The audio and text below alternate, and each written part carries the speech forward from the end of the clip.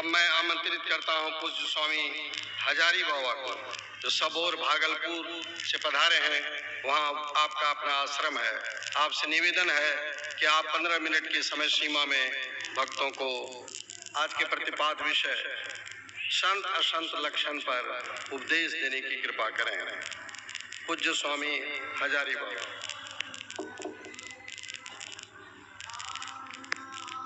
श्री सद्गुरु महाराज की जय।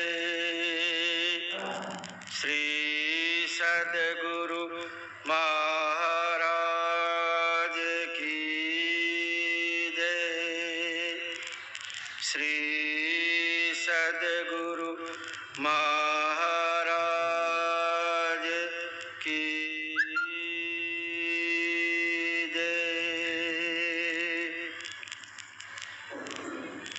मंगल मूर्ति सद्गुरु मिलवे सर्वाधार।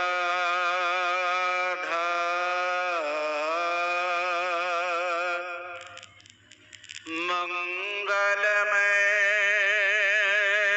मंगल करन बिनबहु बारंबार।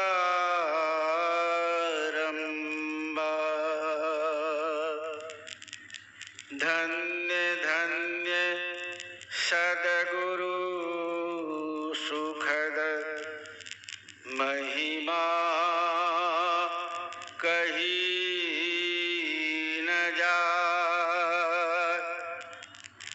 जो कछु कहूँ तुम्हारी कृपा, मोती कछु न बसाय।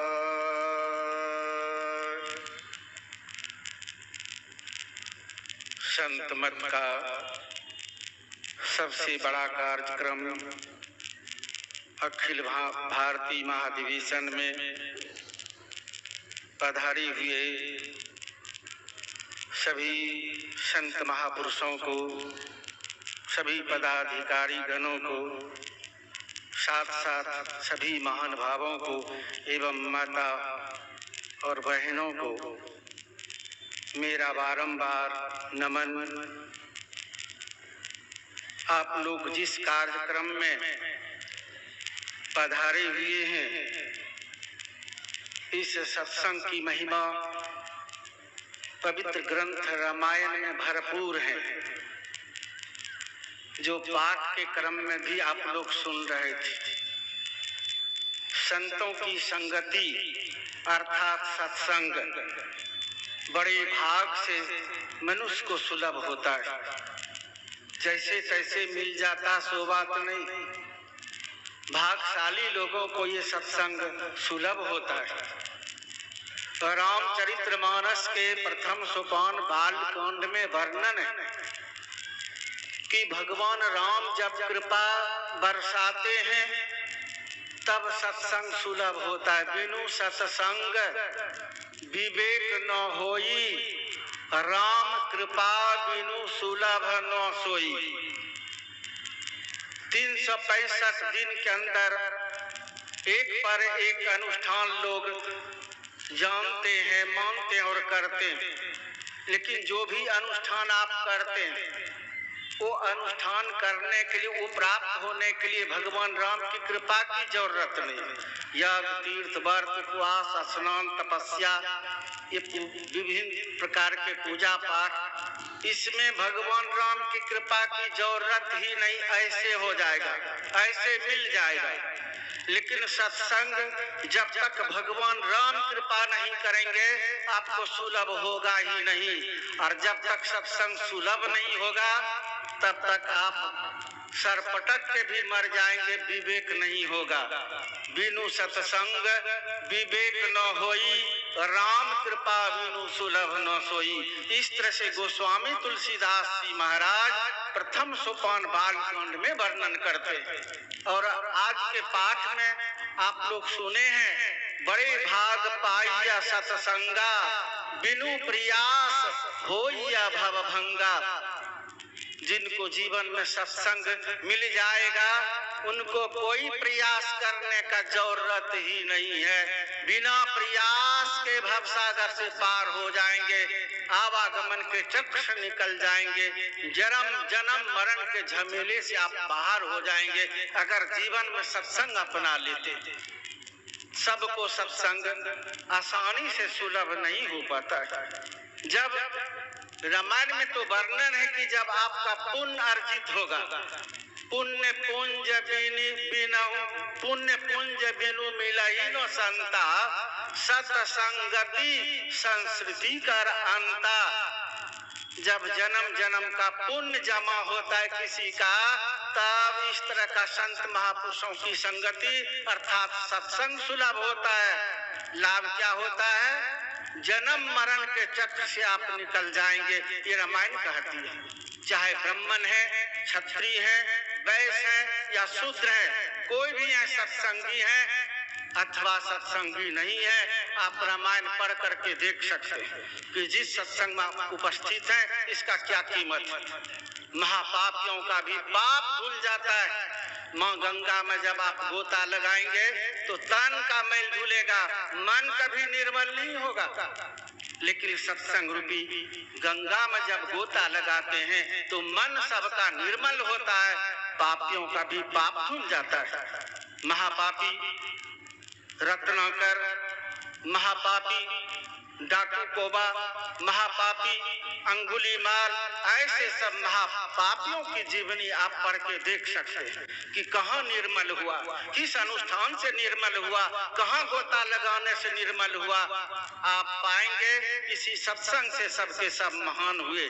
मीराबाई, सहजोबाई, जानाबाई, करमैती बाई, सखूबाई, सेबरी माई, ये सब सत्संग में गोता लगा करके संतों की संगति अपना करके और तहलका मचा के दिखा दी। नानक, बुद्ध, सूर, तुलसी, कबीर, इसी सत्संग से सब के सब महान हुए। और जिस महापुरुष की झांकी लगी है, जिनके छत्र छाया में सब के सब सत्संग सुनने के लिए उपस्थित हैं, ये हमारे महापुरुष जीवन भर सत्संग किए और सत्संग का ही प्रचार किए। आज लोग बहते जा रहे हैं, जो सत्संग का प्रचार बड़े बड़े संत महापुरुष सबके सब जीवन भर सत्संग का प्रचार किए। हम अपने संत मत के आदि पुरुष को देखते हैं तो तुलसी साहब सत्संग का जीवन भर प्रचार किए। बाबा देवी साहब सत्संग की ज्ञान बताए, जीवन भर सत्संग का प्रचार किए। गुरु महाराज जीवन भर सत्संग ही प्रचार किए और सत्संग का ही ज्ञान दिए। इस तरह से जो भी महापुरुष संत मत में हुए, और संत मत में नहीं, जब से सृष्टि हुई ऐसे तो सब संत महापुरुष संत मत के ही अंदर आ जाते। जितने महापुरुष इस धरती पर हुए, जिनके नाम की आप दुहाई देते हैं, इसी सत्संग से सब महान हुए और सत्संग का ही प्रचार किए। आज दुख के साथ बोलना पड़ता है कि संत मत के कुछ सन्यासी बिगड़ गए, नीचे उतर गए, लीक छोड़ दिए और सत्संग प्रचार छोड़ करके कथा पर उतर गए। यही दुख से बोलना पड़ता है और लोगों को भ्रमित कर रहे हैं, लोगों को कहाँ भटका रहे हैं। हमारे गुरु सिखाए कि बाहरी सत्संग और आंतरिक सत्संग करो, जिससे आपका जीवन महान बनेगा और साथ साथ आपका परम कल्याण होगा। लेकिन ये छोड़ करके कुछ सत्संगी लोग और कुछ नए ये महात्मा लोग भी सत्संग का लीक छोड़ करके और किधर ले जा रहे हैं। तो बंधुओं, अभी जो पाठ के क्रम में आप लोग सुने हैं कि कोई अनुष्ठान आपको नहीं करना पड़ेगा अगर एक सत्संग अपना लेते हैं, बिना प्रयास के ही भवसागर से पार चले जाएंगे। और ये सत्संग आपको पवित्र बनाता है। देखते नित्य हम स्तुति में गाते हैं, कि सब कुछ समर्पण कर गुरु की सेवा करनी चाहिए, क्योंकि इससे सब कुछ छूटेगा, लोभ लालच और सब विकार छूट जाएगा और हम पवित्र हो करके सच्ची भक्ति कर पाएंगे। जहाँ लोभ है वहाँ भक्ति नहीं होगी, बल्कि आप भक्ति से दूर होंगे और लोभ के चलते ही लोग ये सत्संग प्रचार छोड़ करके कहाँ कहाँ बहा रहे हैं, नीचे उतर रहे हैं। एक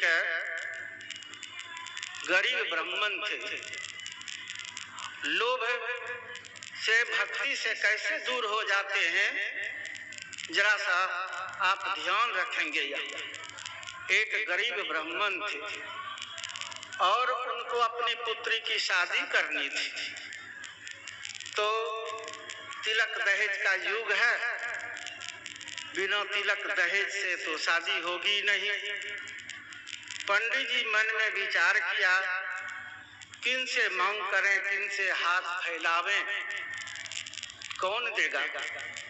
एक काम करता हूँ, सत्संग करता हूँ, लोगों को सत्संग सुनाएंगे, कुछ न कुछ वहाँ चढ़ेगा चढ़ावा, वही जमा करते करते और बेटी की शादी कर लेंगे। तो सत्संग कहाँ किया जाए, कहाँ किया जाए, कौन सुनेगा। सोच विचार करते करते वो ब्राह्मण निर्णय लिया कि भगवान का जो मंदिर का बरामदा है वहीं जाकर के सत्संग सुनाएंगे। जो पूजा पाठ करने के लिए लोग आएंगे तो वो तो कम से कम बैठ करके सुनेंगे, और नहीं सुनेंगे तो भगवान तो सुनेंगे, क्योंकि सत्संग भगवान का निज अंग है। तो कोई नहीं सुनेंगे, भगवान तो सुनेंगे। तो पंडित जी जाकर के मंदिर के बरामदा पर आसन लगा लिए और सत्संग प्रारंभ किए। लेकिन लोगों को तो सत्संग नीरस होता है, तो कम ही आदमी सुनने के लिए बैठते थे, 2 4 10 आदमी बैठते थे। लेकिन वो पंडित जी श्रद्धा प्रेम से यही सत्संग सुना रहे। एक दिन उस नगर के सबसे धनी व्यक्ति वहां पूजा करने के लिए आए और मंदिर का परिक्रमा वो कर रहे थे। तो बाहरी पूजा करने वालों को सही ज्ञान तो हो नहीं पाता है, तो मंदिर का वो परिक्रमा कर रहे थे। तो क्या वो आवाज होती है मंदिर में, वो बाहर से ही सुना कि मंदिर में 2 व्यक्ति आपस में बातचीत कर रहे हैं। क्या बातचीत कर रहे हैं, जरा कान लगा के सुनो। तो धनी व्यक्ति कान लगाए और क्या सुनते हैं कि भगवान राम कह रहे हनुमान जी को कि हनुमान, ये जो ब्राह्मण है ना, सब अनुष्ठान छोड़ करके और सत्संग सुनाता है। लोग सब इतने कंजूस हैं, चढ़ावा नहीं चढ़ाता। वो गरीब ब्राह्मण है, उनको अपनी पुत्री की शादी करनी है। तो हनुमान एक काम कर, सत्संग के अंत में तू आरती के समय में 100 रुपया चढ़ा दिया करना। हनुमान जी कहते हैं कि भगवान जो आदेश, 100 रुपया हम चढ़ा देंगे। अब तो इस जो धनी व्यक्ति थे उनको लोभ हो गया कि पंडित जी को तो पता नहीं है, भगवान राम कहा दिया हनुमान जी को 100 रुपया चढ़ाने के लिए, ये तो चढ़ाएगा। अब पंडित जी को पता नहीं, चलता हूँ मैं ये सत्संग में जो चढ़ावा चढ़ेगा ये ठिक्का पर ले लेता हूँ। वो धनी व्यक्ति गया पंडित जी के पास और कहते ब्राह्मण, सत्संग जो आप सुनाते हैं तो कितना चढ़ावा चढ़ता है? कहा कि बस 2 4 5 रुपया चढ़ जाता है। कहा कि हमको 50 रुपया में ठिका दीजिएगा। तो पंडित जी को भी खुशी हुई कि 4 5 रुपया चढ़ता है, ये धनी व्यक्ति हमको 50 रुपया देगा। कहा कि ठीक है, जो भी चढ़ेगा वो हम लेंगे। वो धनी व्यक्ति कहते हैं अब 50 रुपया आपको देंगे। काकी चढ़े कि नहीं चढ़े, हम 50 रुपया लेंगे, बात पक्की कर लो। बात पक्की करेंगे, सिग्नेचर कर दे कि ठीक है, चढ़े कि नहीं चढ़े, आपको 50 रुपया दे देंगे। और अब तो वो पंडित जी खुशी के मारे सत्संग भी जल्दी जल्दी कर रहे हैं कि 50 रुपया होने वाला, बेटी की शादी होगी। और जैसे सत्संग समाप्त हुआ, वो पंडित जी वहां आए, कहते हैं कि ब्राह्मण देवता क्या हाल चाल है। काकी देखिए हम नहीं छुए हैं, आप अपने से देखिए कितना हुआ नहीं हुआ। उस दिन कुछ विशेष आदमी आए थे तो 7 रुपया हुआ, गिनती किया 7 रुपया। अब तो वचनबद्ध है, 50 रुपया देना पड़ा, लेने का देनी पड़ा। लोभ किया, लालच किया, 50 रुपया तो उनको दे दिए। लेकिन पंडित जी को मने मन धनी व्यक्ति को मने मन गुस्सा हो गया कि भगवान राम का बात नहीं माने। हनुमान जी 100 रुपया बोला देने के लिए, हम सोचे कि हमको मुनाफा होगा, और नहीं दिया। अभी चलता हूँ हनुमान जी से पूछता हूँ। मंदिर घुसा, गुस्सा के मारे हनुमान जी के मूर्ति में ऐसा घुसा दिया ना, तो धनी व्यक्ति का हाथ हनुमान जी के मूर्ति में सट गया। अब तो भारी आफत, बहुत ताकत लगाया, छुड़ाने का प्रयास किया, नहीं छूटा। अब वो धनी व्यक्ति सोचते हैं कि आज तो भारी बेइज्जती होगी, कितने सारे लोग आएंगे मंदिर, क्या सोचेंगे कि जरूर ये गलती किया था। तब तो ये सट गया, किसी तरह से छूट जाए। तब तक फिर आवाज होती है। भगवान राम हनुमान जी से पूछते हैं, सेठ जी कान लगाया कि अब कोना बात कर रहे हैं, तो क्या सुनते हैं कि भगवान राम हनुमान जी से कह रहे हैं, क्या हनुमान 100 रुपया चढ़ाया था? कि नहीं प्रभु, 50 रुपया ये धनी व्यक्ति से चढ़वा दिया हूँ, अब 50 रुपया दिलवाने के लिए इनका हाथ पकड़ के रखा हो, ये जब 50 रुपया देगा तो छोड़ देंगे। तो सेठ जी तो वो धनी व्यक्ति तो सुना कि हाँ हनुमान मेरी बेइज्जती हो रही, छोड़िए 50 रुपया और दे देंगे। तब हनुमान जी छोड़ दिए तो 50 रुपया दिया। लोभ लालच के चलते जो नीचे गिरते सत्संग छोड़ करके, उनका क्या होता है, वो चरित्र से भी गिरते, क्योंकि उनका ध्यान भजन छूट जाता है और कहाँ के कहाँ बह जाता है। इसलिए सत्संग का लेख नहीं छोड़ना चाहिए। गुरु महाराज का यही आदेश है, नित्य प्रति सत्संग कर ले प्यारा, तेरा कार्य सारा सारा। जो नित्य सत्संग करेंगे, बाहरी सत्संग और आंतरिक सत्संग, उनका सब कार्य पूर्ण हो जाएगा। कहने के लिए तो बहुत बातें हैं, लेकिन यहाँ तो समय का अभाव है। अखिल भारतीय सत्संग है, मैं आप लोगों के बीच में इतना सा ही कहा। श्री सद्गुरु महाराज की जय। जब तक सत्संग नहीं तब तक विवेक नहीं। यह सत्संग राम की कृपा के बिना संभव नहीं। आप थे पूज्य स्वामी हजारी बाबा, सबौर भागलपुर से पधारे हैं। आपने सत्संग की परंपरा से भटके हुए सन्यासी को भी संदेश देने की कृपा की। अब मैं